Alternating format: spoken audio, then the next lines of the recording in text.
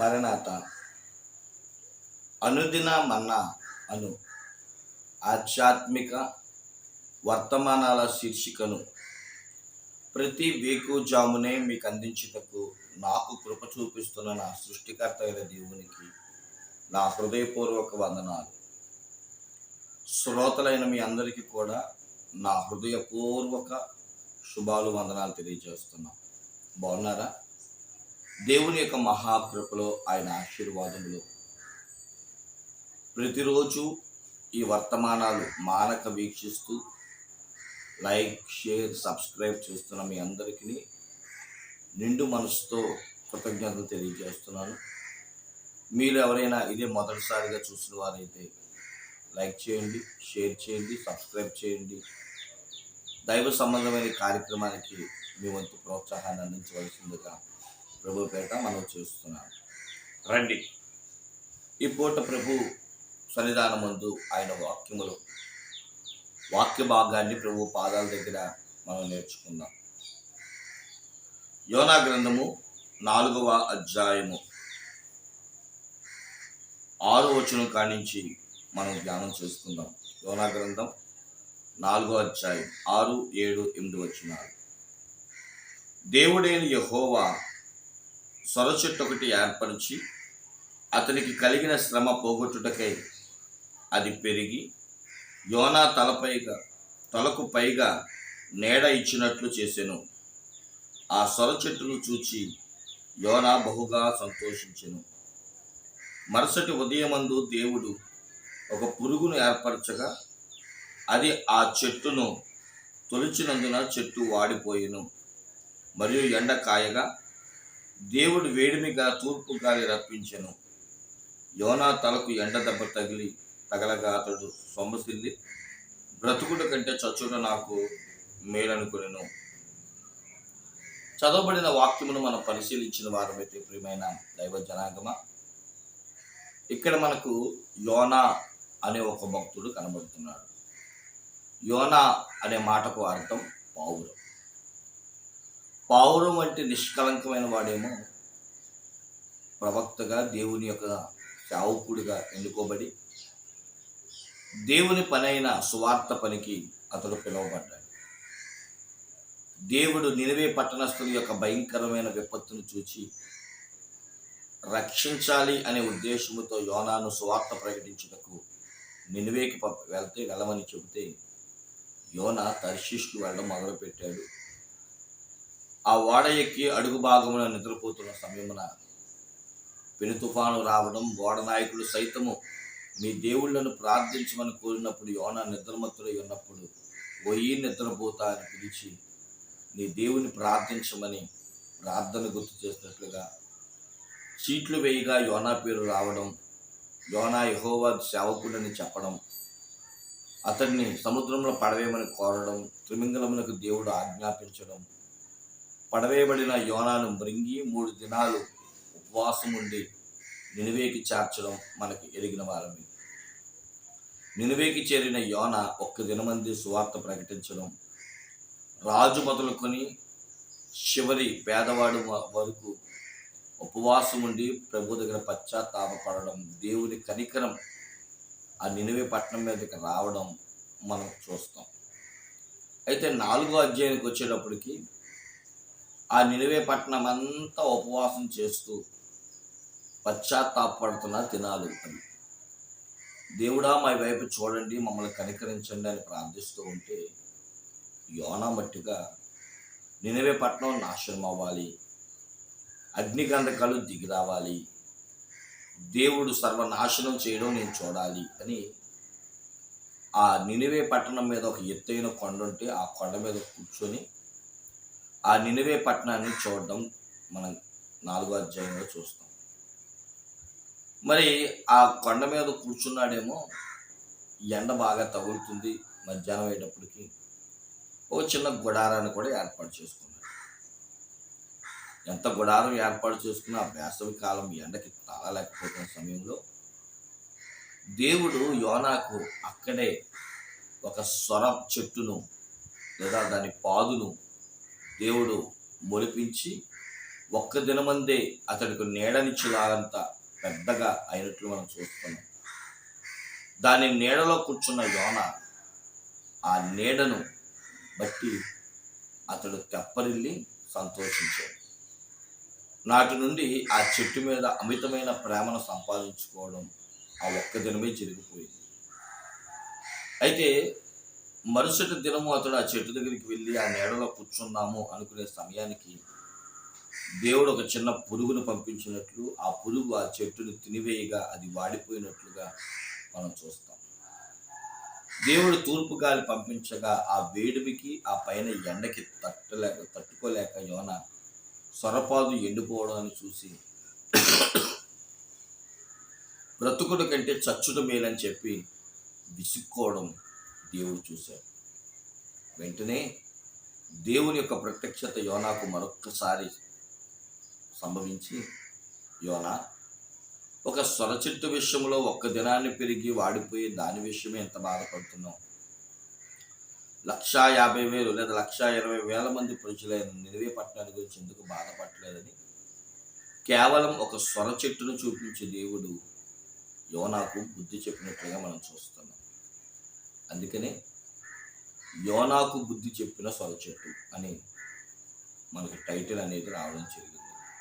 లేదా యోనాకు పాఠం నేర్పిన సొర చెట్టు, బుద్ధి చెప్పిన సొర చెట్టు, ఏదో సంథింగ్. ఇక్కడ సొర చెట్టు లేదా సొర పాదు, కొన్నిసార్లు పాదును కూడా ఇప్పుడు చెట్లను పిలవడం సహజ పదం అయిపోయింది. ఇది సొర చెట్టు మానవుని యొక్క జీవితానికి సాదృశ్యం. మనకు చెట్లకు దగ్గర సంబంధం ఉంది. అందుకని చూడండి, ఏ ఇంట్లో అయినా సరే చీకటి ఉంటే అక్కడ చెట్లు ఎండిపోతాయని, లేదా మనిషికి చేయవలసిన ఆ శుద్ర పూజ చెట్లకు చేయడం మనం చాలా సహజంగా చూస్తాం. ఎక్కడో మానవుడికి చెట్టుకి దగ్గర సంబంధం, అవినోభావ సంబంధం ఉన్నట్లుగా కూడా మనం గమనిస్తాం. కాబట్టి ఇక్కడ నేను సొర చెట్టుని మనం గమనించిన వారమైతే మనిషికి నేను సాదృశ్యంగా చూస్తున్నాను. ఇక రెండోది మనం గమనించిన వారమైతే ఈ సొర చెట్టు యోనాకు ఏ రకమైన బుద్ధి చెప్పింది అని అంటే, కొన్ని ఆత్మీయమైన విషయాలు నేను ఇక్కడ రాసుకోవడం జరిగింది. ఎందుకంటే సొర చెట్టును మొలిపించడానికి దేవుడు ఒక అమితాభావమైన యొక్క గొప్ప విషయాన్ని ప్రభు దాచిపెట్టారు. ఈరోజు ఈ మాటలు చెప్పడానికి గల కారణం, ఇందులో అనగా నినివే పట్టణం మీద దేవుని ప్రేమ ఉంది. ఆ ప్రేమ యోనాకి అర్థం కావట్లేదు. కాబట్టి యోనాకి ప్రేమ ఏంటో అర్థం అవ్వాలంటే తన జీవితంలో తను దేన్నైతే ఎక్కువ ప్రేమిస్తున్నాడో దాన్ని కోల్పోతే ప్రేమ ఏంటో అర్థమవుతుంది. కనుక ఒక్క దినాన్న సొర చెట్టుకు మొలిపించేటప్పటికి బైబిల్ చెప్తుంది, ఒకసారి మళ్ళీ చదువుతున్నాను, 6వ వచనాన్ని చూస్తే పిల్లరా, ఆ సొర చెట్టును చూచి యోన బహు సంతోషించెను. అంటే అంతగా ప్రేమించాడు. సంతోషం వచ్చింది అంటే సంతోషించి అంత ప్రేమించాడు. తెల్లవారేటప్పటికి ఆ చెట్టు లేకపోయేటప్పటికి అది వాడిపోవడం, ఎండ తగలడం, చావడం మేలు అనుకున్నాడు. అంటే దేన్నైతే ఎక్కువ ప్రేమిస్తాడో అది లేకపోతే మనిషి మరణాన్ని. చూడండి, ఈరోజు ఒక అమ్మాయిని ప్రేమించి వెంటనే ఆ అమ్మాయి కాదు అనేటప్పటికి మనుషులు చనిపోతున్నారు. కారణం ప్రేమను బట్టి. అలాగే మనుషులను ప్రేమించవలసిన యోన సొర చెట్టును ప్రేమించాడు. మనుషులు నాశనం అయిపోతే పట్టించుకొని యోన సొర చెట్టు నాశనమయ్యేటప్పటికీ స్పందించాడు. ఇది దేవుని ప్రేమ. సొర చెట్టు ద్వారా ప్రేమ ఏంటో, ఒక వ్యక్తి యొక్క మనిషి విలువేంటో దేవుడు తెలియజేశాడు. ఈరోజు మనుషులను ప్రేమించవలసిన మనం కుక్కలని, నక్కలని, పిల్లులను, ఎలుకలను, ఫోన్లను ప్రేమిస్తున్నాం. ఎంతటి దౌర్భాగ్యం అండి. ఈరోజు సొర చెట్టు మనకు పాఠం నేర్పాలి. పిల్లల్ని పెంచడానికి ఆయాలు పెడుతున్నాం, కానీ కుక్కల్ని, పిల్లుల్ని మట్టుకుని ఎత్తుకుని ముద్దాడుతున్నాం. మనం కన్న పిల్లల కంటే కుక్కలకి, పిల్లులకి మనం ప్రాధాన్యత ఇవ్వడం ఎంత దుఃఖాకరం. ఒకసారి ఆలోచించేయండి, ఎంత బాధాకరం అది.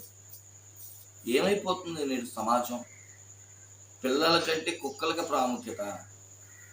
అమ్మ ఆకలేస్తుంది అంటే ఆ కుక్కల్ని ఆ పిల్లుల్ని శంకరేసుకోవడం విచిత్రం ఏంటో తెలుసా? పిల్లల్ని ఎత్తుకోవడం మానేశారు, కుక్కల్ని ఎత్తుకోవడం మొదలెట్టారు. పిల్లలకి తినిపించడం మానేశారు, కుక్కలకి పిల్లులకి తినిపించడం మొదలెట్టారు.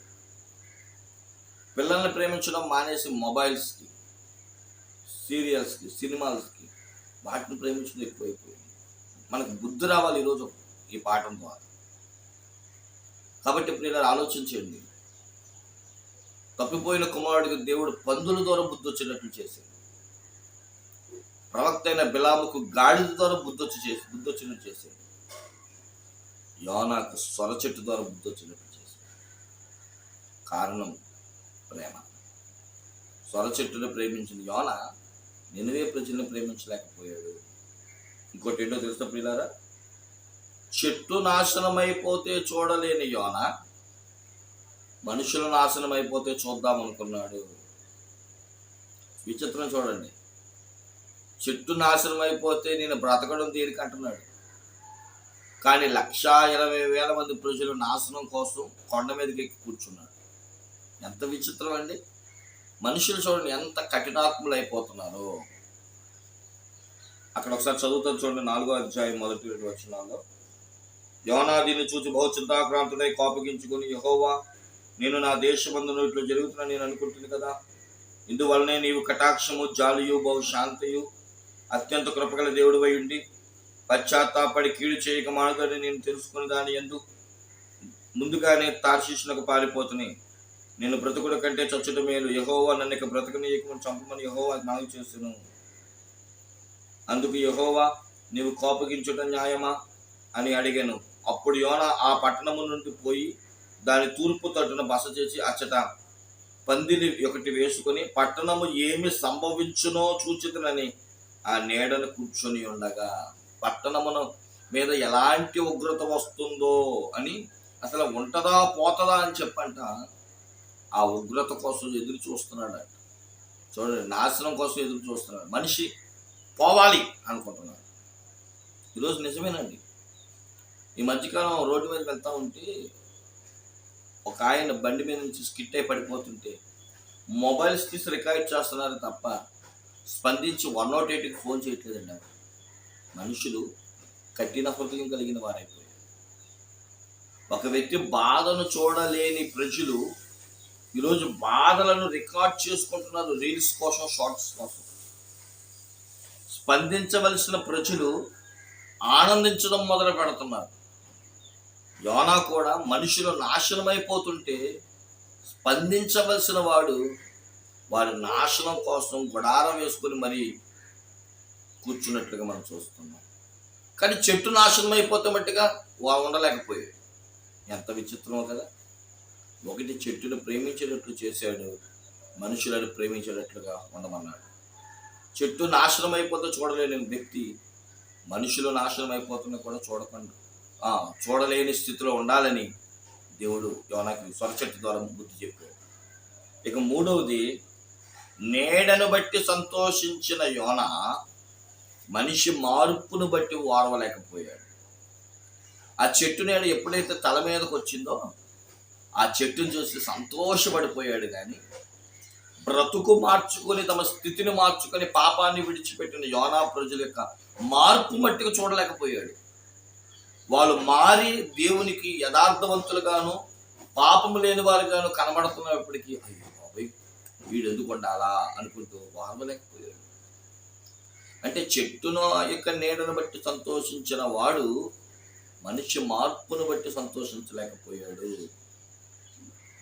ఇక మరొకటి మనం చూసిన వారమైతే ప్రియులారా, ప్రాణం పోయినంత కోపం వచ్చింది ఎండను బట్టి, కానీ మనిషి ప్రాణం పోతుంది అంటే బట్టి కోపం రాదా?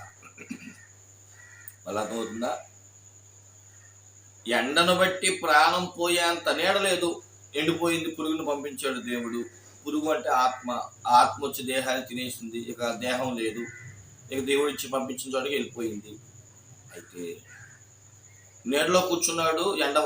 ఆ ఎండ తాకిడి బట్టి చెట్టు ఎండిపోవడాన్ని బట్టి ఎండ పడిపోతుంది నెత్తి మీద. కోపం వచ్చింది. ఎండను బట్టి కోపం, నీడ లేని దాన్ని బట్టి కోపం. కానీ మనుషులు మార్పు చెంది రక్షించబడుతున్నారు. మనిషి పోతున్నాడు అంటే మట్టుకు దేవుని మీద, మనుషుల మీద కోపం రాదు. విచిత్రం. ప్రాణం పోయేంత కోపం చెట్టు మీద వచ్చింది కానీ దేవుని మీద వచ్చింది కానీ అసలు 1,20,000 మంది ప్రాణాలు పోతున్నాయంటే మట్టిగా అసలు స్పందన లేదండి. అలా చెప్పుకుంటే ఎన్నో ఆధ్యాత్మిక విషయాలు ఈ సొర చెట్లు మనం నేర్చుకోవచ్చు. కనుక ఈరోజు మనకి దేవుడు సొర చెట్టు ద్వారా యోనాకు బుద్ధి తెలిపినట్లు మనకు కూడా కొన్ని లక్షణాలు దేవుడు నేర్పాలని ఇష్టపడుతున్నాడు. కనుక ప్రభు కృప కొరకు ఎదురు చూద్దాం. మనం ఎలా స్పందిస్తున్నామో ఆ స్పందన బట్టి మనం జీవిద్దాం. దేన్ని చూడాలి, దేన్ని స్పందించాలి, దేని కొరకు మనం ప్రయాసపడాలో మనిషి మర్చిపోతున్న దినాల్లో ప్రభు మరొక్కసారి యోనా సొర చెట్టు ద్వారా పాఠం నేర్పినట్లు యోనాకు మనకును దేవుడు పాఠం నేర్పినదాకా తల వంచి ప్రార్థన చేసుకుంటాం. మహాపరిశుద్ధుడు అయిన మా తండ్రి, మహాగణుడా, నీకే స్తోత్రాలు. విన్న వాక్యం ప్రకారం జీవించే మనసు మాకు ఇవ్వండి. యేసు పరిశుద్ధ నామాన్ని వేడుకొంటున్నాము మా పరమ తండ్రి. మరణాత.